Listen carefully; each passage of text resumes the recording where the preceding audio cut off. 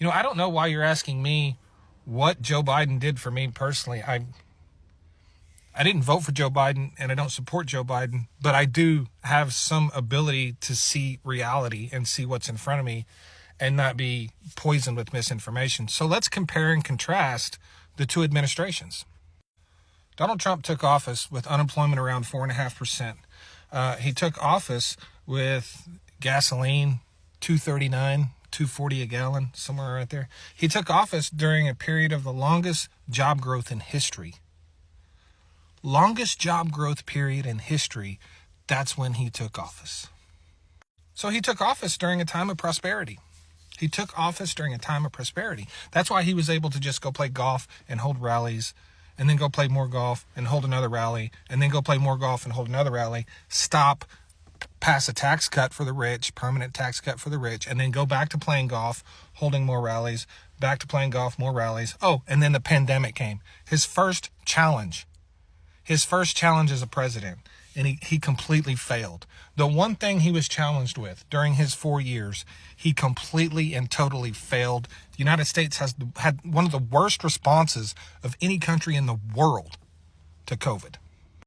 He took over a country in a time of prosperity. He took credit for everything that was happening, and then he failed the first time he was challenged. Joe Biden gets elected and he takes office, and unemployment is 6.5%, somewhere around there. The global supply chain completely decimated. The global oil and gas industry completely decimated. The pandemic is raging. So Joe Biden takes office under some of the worst possible circumstances. And his response to that was to pass more legislation, more major legislation than any president since FDR. Even though it wasn't the first thing he passed, we'll start with the Inflation Reduction Act, because everyone on the right says it didn't work, even though inflation for October was 0. But here's the important thing about the Inflation Reduction Act. It took over a year to pass. Do you know why? Because the Republican Party wanted to inflict as much pain on the American people as possible, because they knew the president would have to take responsibility for it. So they drug their feet for a year to do anything about inflation, because inflicting pain on you helps them politically. The Inflation Reduction Act should have been just like one of the COVID relief acts. It should have been an emergency. It should have been something that was passed immediately. But no. They drug their feet for a year. To inflict as much pain as possible on the American people, because they knew that the man in charge is the guy that has to take responsibility for it. And then he passed the infrastructure bill, something we've been promised during the entire Trump administration. A couple more weeks, we'll have it. A couple more weeks. We live in the world's richest country, and our infrastructure is in tatters. Our roads and bridges crumbling.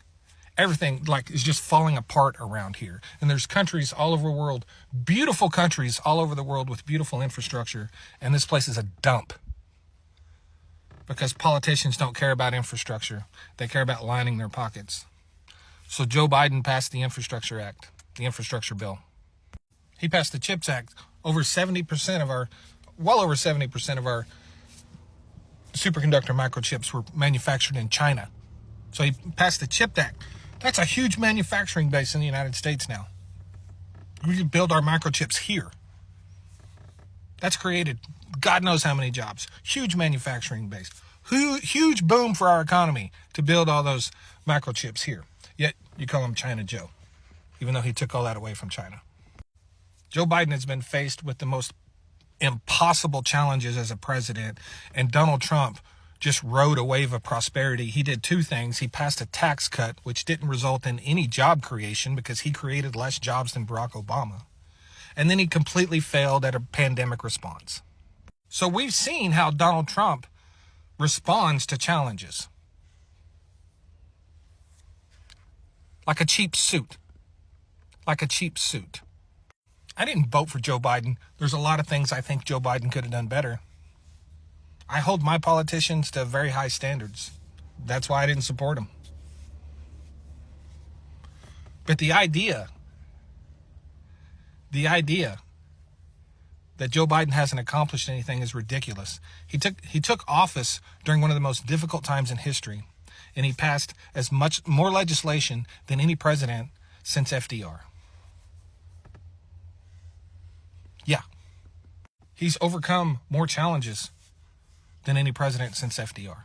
He's had the most difficult, challenging administration since any president since then. So what is this really about? He didn't fix everything fast enough for you. He didn't fix a global supply chain fast enough for you. He didn't fix the global energy industry fast enough for you. Inflation's dropping like a rock. Gas prices are dropping like a rock. Things are becoming more affordable. We're coming out of this. But since it didn't happen fast enough for you, I want you to keep in mind, we have a lot more challenges coming in the future in this country, a lot more challenges. The next president is going to have a lot of challenges. And if you want to vote for the one guy that completely crumbled under the one challenge he faced during his entire presidency, go ahead, I don't care. But if you had to sit down in an office and you had to interview two people for this job and you had to look at their accomplishments, you had to look at their challenges and what they faced and their accomplishments, if you could look at both of those and still pick Donald Trump, then you have no business sitting in that office hiring somebody.